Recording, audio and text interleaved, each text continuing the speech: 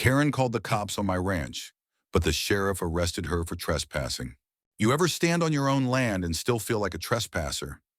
That's exactly how I felt the morning Karen rolled up in her champagne-colored SUV, blocking my south gate like she owned the place. Clipboard in hand, sunglasses perched high like a crown, and that tight smile that tells you everything you need to know about a person before they even open their mouth.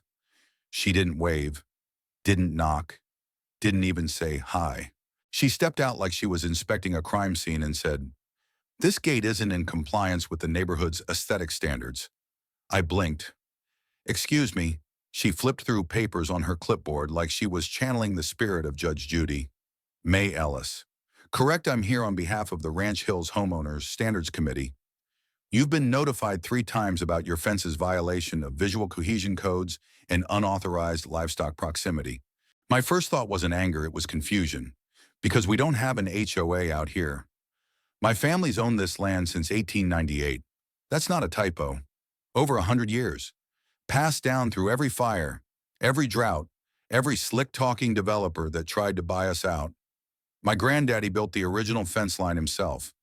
My mama was the first black woman to serve on the county water board, and I've run this ranch myself since my husband passed 6 years ago. This land is my life.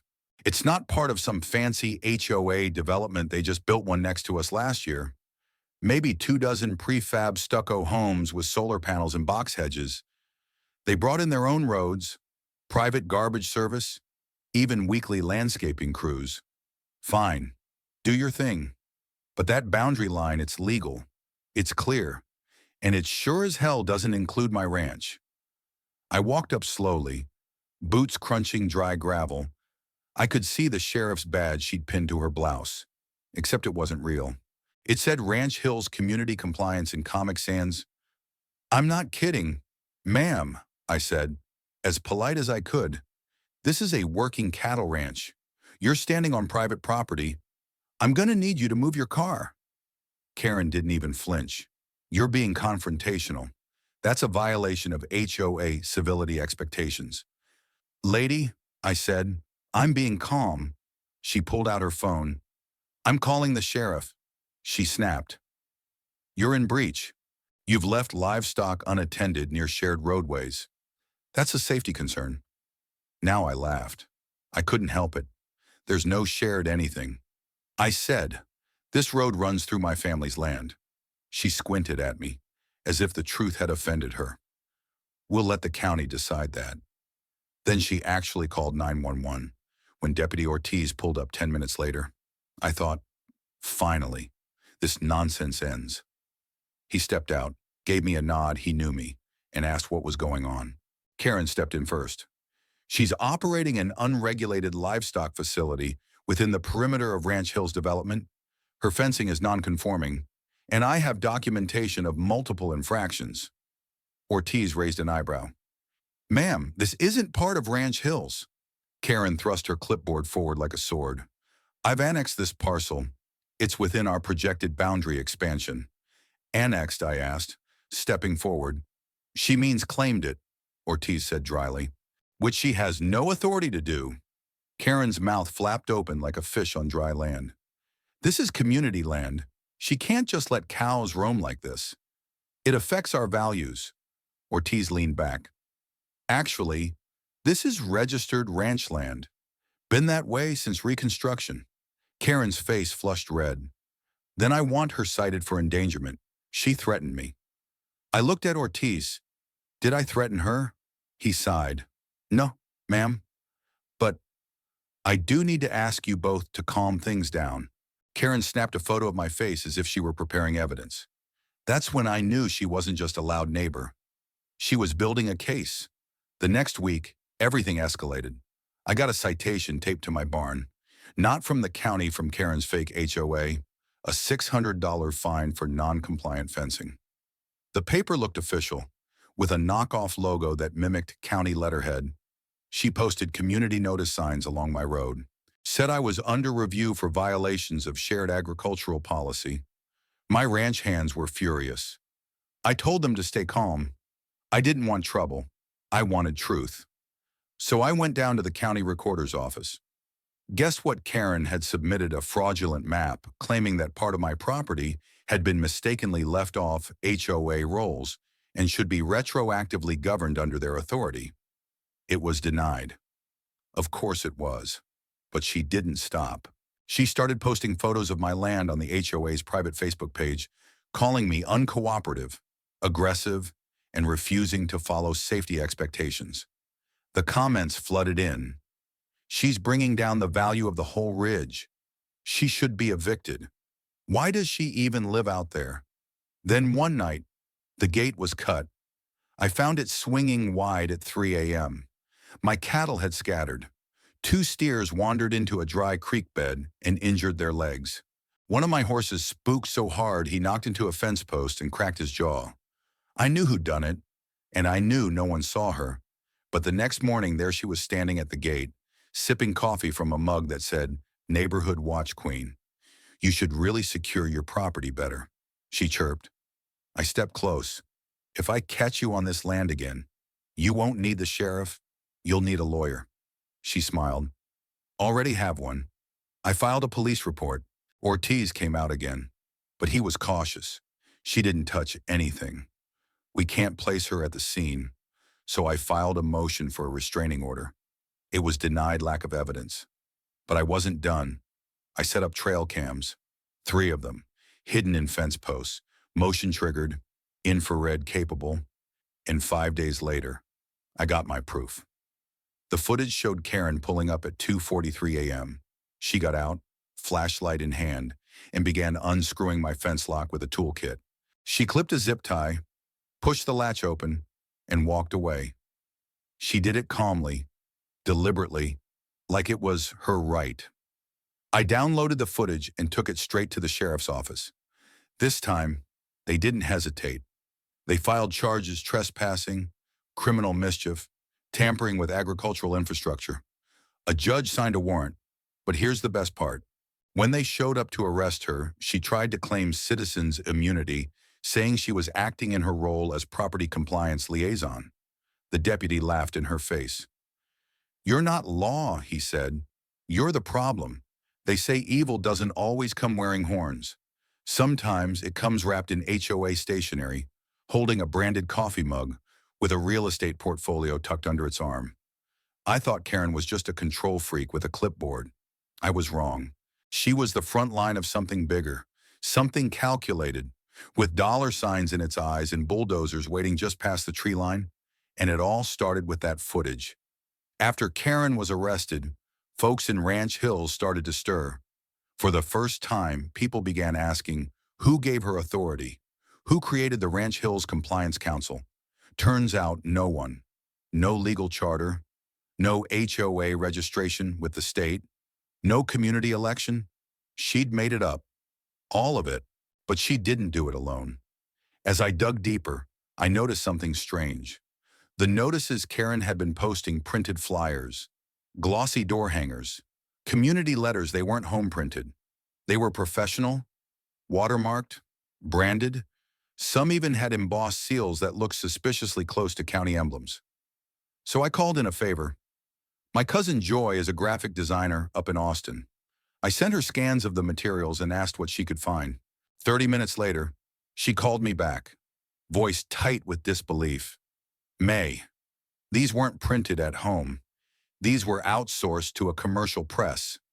She traced the design template to a branding package used by a marketing firm called Red Ridge Development Group.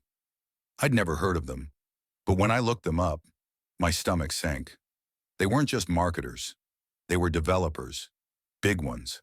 Red Ridge had quietly acquired land around the outskirts of our county for the last 6 years, buying up failed farms, old plots, and empty parcels.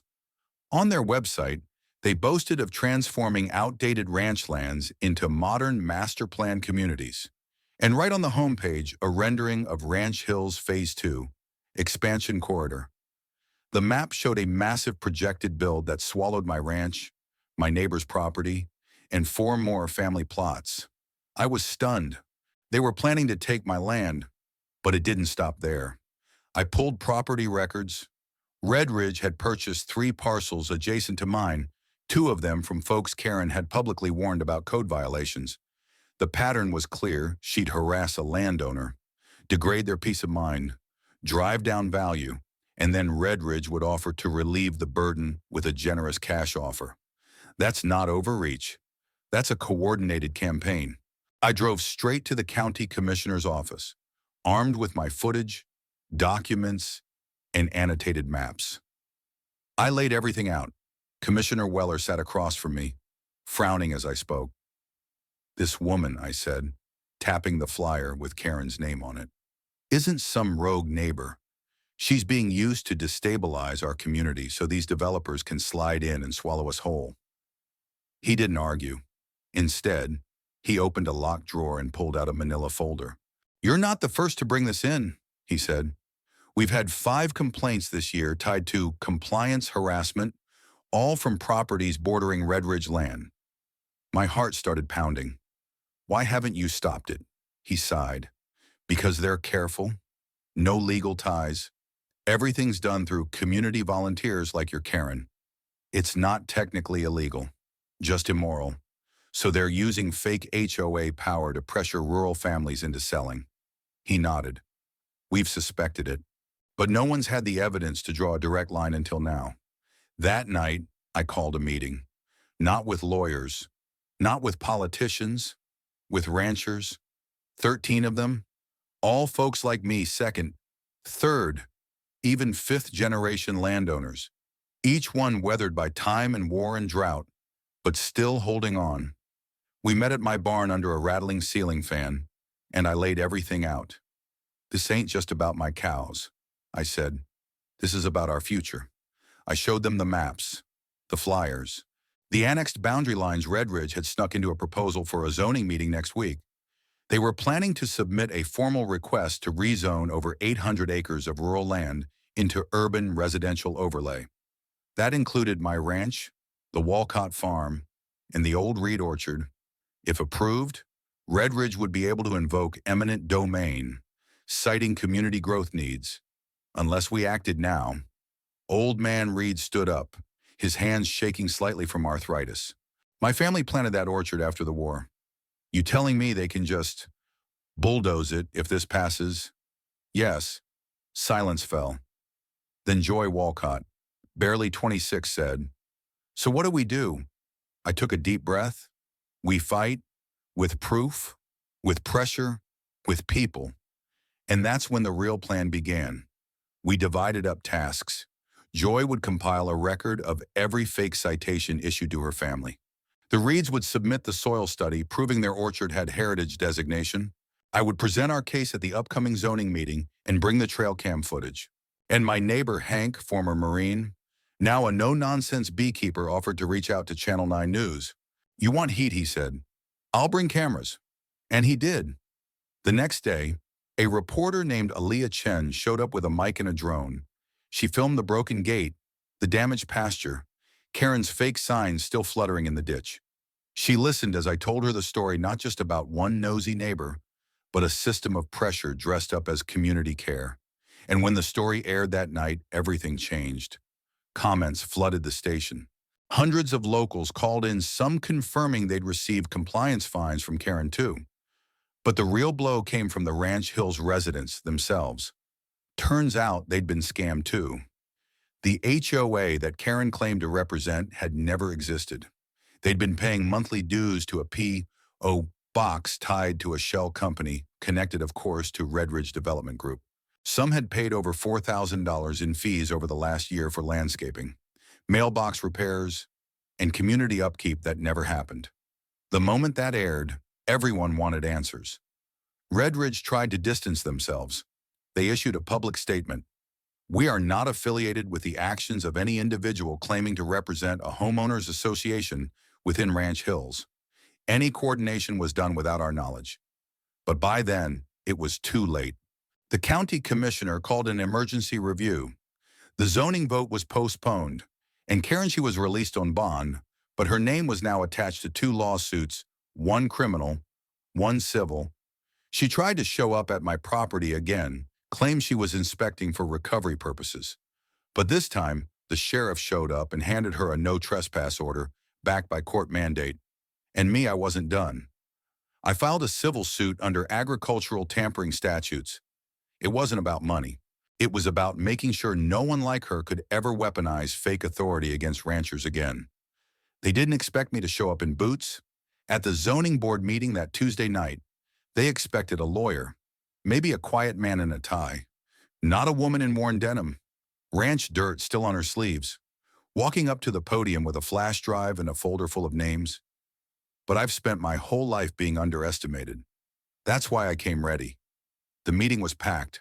The board sat in their raised chairs like kings of a courtroom, 5 members, 1 microphone, and an agenda sheet that buried the rezoning request on page 3. I scanned the crowd and saw at least 30 people from Ranch Hills, some from the Ranchers Coalition. Channel 9 News had a camera in the back. I stepped up when my name was called. May Ellis, 4th-generation landowner, speaking in opposition. The chair, Warren Darby, a stiff man with silver hair and a reputation for siding with developers, looked over his glasses.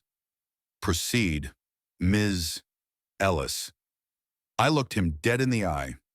I'm not just speaking for myself. I'm speaking for every single neighbor who's been harassed, fined, or frightened by a lie. I plugged in my flash drive and played the video. The room went dead silent as the trail cam footage rolled Karen, in her cardigan and khakis, opening my gate in the middle of the night with a flashlight and a wrench.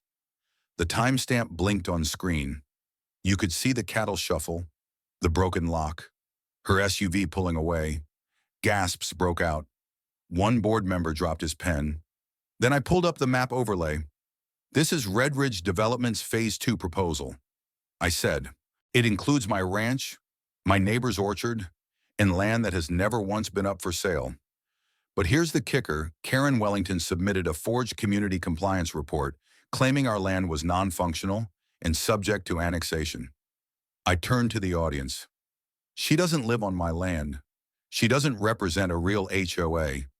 And yet, she was given power by someone. And then I dropped the last bomb. I handed the chair a printout. It was a public notary form showing that Karen's fake citations had been notarized by an assistant working at the office of zoning chair Warren Darby's cousin, the same man sitting in front of me. Darby's face paled.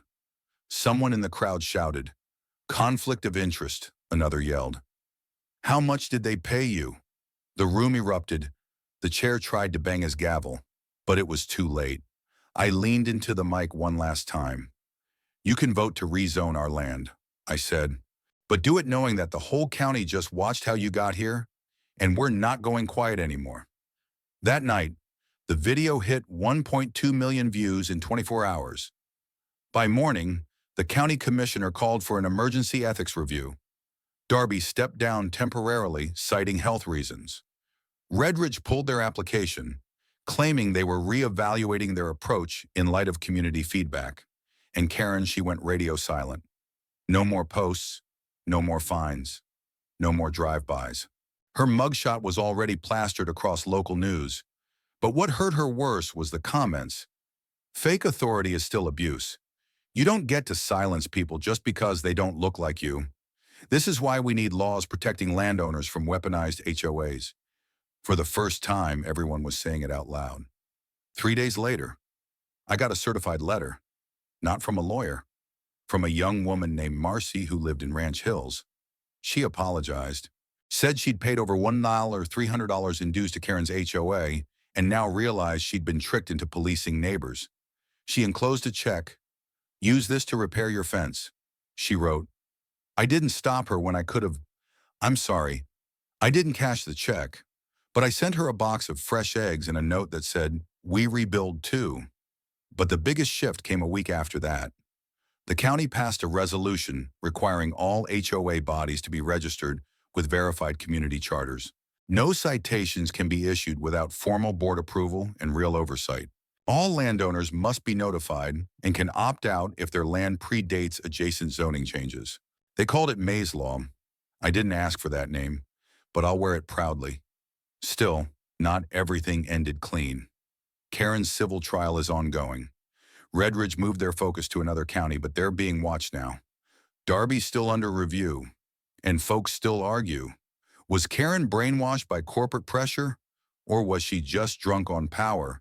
Should a fake HOA rep be treated like a criminal, or just fined and moved along? I don't have all the answers. But I know this. The moment she stepped onto my land with a fake badge and a real sense of superiority, she trespassed on more than my property. She stepped on my family's legacy, and I stood my ground. You'd think after everything, she would just disappear quietly. But Karen didn't go down like that. She lawyered up, filed a countersuit, went on a podcast to claim she was the real victim of reverse harassment, said I had organized a smear campaign against a well-intentioned community leader.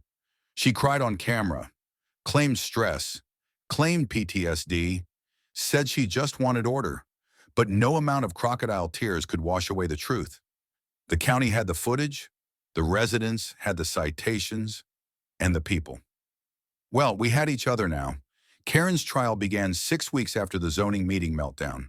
She was charged with criminal trespass, filing false legal claims, impersonating a public official, conspiracy to defraud, and harassment with malicious intent. It was a bench trial, no jury, just Judge Devin Holtz, a no-nonsense woman with a reputation for cutting through theatrics like barbed wire. I sat in the gallery every single day, sometimes in jeans, sometimes in boots, always in truth. The prosecutor's case was airtight. They laid out the timeline, Karen's pattern of citations, the falsified HOA records, the fake fines, the lock cutting, the collaboration with Redridge staffers under fake shell companies. Then they brought in the witnesses. Janelle from down the ridge, who was fined for unauthorized curtains. Mr. Reed, who was told his 70-year-old orchard was invasive growth. Joy Walcott, who cried as she recalled how Karen reported her dog as a safety hazard because it barked at her when she trespassed. Each story added weight. Each tear added fury. But the most unexpected moment came on the third day. A woman named Mara Winston asked to testify. She stood up in court and said, "I was one of Karen's allies. I helped her post flyers. I followed her orders. I believed in the beautification plan." She paused, then her voice cracked, until she told me to put a warning sticker on May Ellis's barn, a sticker that said, "You are being watched." I knew then, this wasn't about order. It was about fear. She turned to look at me. "I'm sorry. I didn't know who you were. I didn't care. I was wrong." I nodded slowly. No bitterness. Just truth. Karen's lawyer tried to claim mental duress, said she was overwhelmed. A widow. Said she was manipulated by Redridge executives. But the judge wasn't buying it. Mrs. Wellington didn't act under duress. Judge Holtz said she acted under the belief that she could get away with it. And then the sentence came down: 2 years of probation, 100 hours of community service, $9,400 in restitution, and a permanent bar from any leadership, advisory, or enforcement role in property governance. She didn't go to prison, but she lost everything else. The best part, Judge Holtz ordered that her community service begin at my ranch. Painting fences, replacing what she helped break. She tried to appeal. It was denied. The first day she showed up, I handed her a bucket of paint and a brush. No camera crews, no neighbors. Just the two of us. Alone, under the Texas sun. "You're lucky I'm not petty," I said. She didn't reply, but she painted, quietly, one stroke at a time. By the time she finished that fence 2 weeks later, something had shifted. Not in her, in us. Ranch Hills residents started coming by not with clipboards, but casseroles. One kid brought me a drawing of my horse, painted in crayon. A teenager who once mocked my broken gate offered to help dig post holes. We held a block party between the edge of my land and the new Ranch Hills border. No HOA, no rules, just ribs, music, and laughter. For the first time in years, the gate stayed open. That fall, I was asked to speak at the State Agricultural Forum. They wanted to hear about how a black female rancher stopped a development giant with a trail cam and a truth too big to ignore. I didn't prepare a speech. I just told them what I lived. If you want to steal someone's land, you don't start with fences, you start with doubt. You make them feel small, powerless. But the moment they realize they've got more than dirt under their feet, they've got legacy. You better hope you've got more than a clipboard on your side. I got a standing ovation, but I wasn't proud of the applause. I was proud of the silence after, because that meant they were thinking. It didn't end the day she drove off with paint stains on her sneakers, but that was the last time I saw Karen. No press conference, no farewell, no grand apology, just silence. Maybe she left town. Maybe she's still licking her wounds in some HOA Facebook group trying to rewrite her own story. Or maybe she finally realized you can't own what was never yours to begin with. But here's the part no one prepared me for. What happens after the villain falls? Because when the dust settles and the cameras stop rolling, the real work begins not with a fight, but with rebuilding trust, especially when the scars are still raw, especially when some folks still whispered, wasn't she just trying to help? Or worse, she had a point. You know, I didn't want revenge. What I needed was for my community to start seeing each other as neighbors again, not threats divided by invisible fences and self-declared rules. So we started small. Every Sunday, we held a gate open, gathering between my pasture and the outer edge of Ranch Hills. No speeches, no politics, just food, tools, stories. Folks brought whatever they had. Retired vet from the cul-de-sac brought over his pressure washer. The young couple Karen once fined for non-standard lawn chairs helped me build a new shade shelter for my cattle. And Joy Walcott. She painted a mural on the barn wall with one sentence carved in blue. We were here before the rules. We didn't always agree. One night, after too many beers and too little patience, a neighbor blurted out, "If she were a man, no one would have blinked twice at those flyers." It stung, and I said, if she were anyone else, they wouldn't have let her get that far. Silence, but no one walked away. And maybe that's the point. That winter, the county held a vote to fund a Land Rights Transparency Act, a new policy requiring full disclosure of real estate influence on HOA creation and community committees. It passed. State legislation followed. May's Law became Texas Code 382B. Red Ridge Development pulled out of 4 counties. The fake HOA was officially dissolved, and the PON box Karen used. Now it's been reassigned to the Ranch Hills Public Lending Library.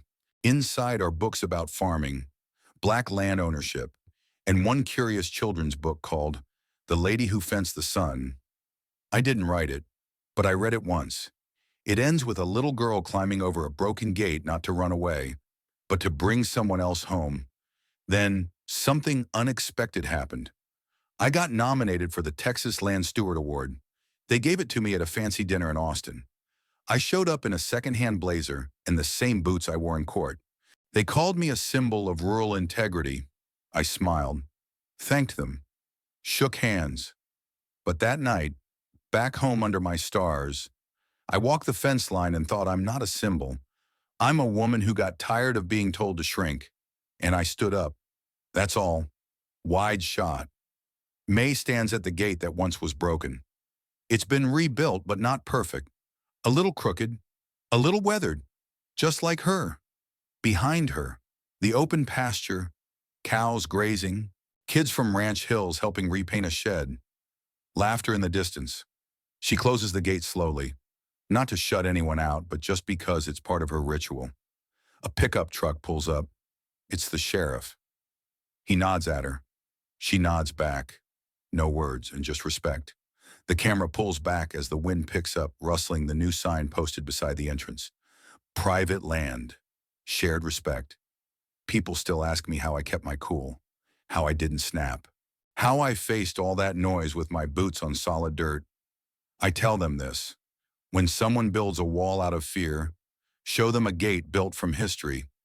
Let them walk through it if they're ready. But if they come with clipboards and lies, remind them, gently, this land remembers more than they do, and we're not going anywhere.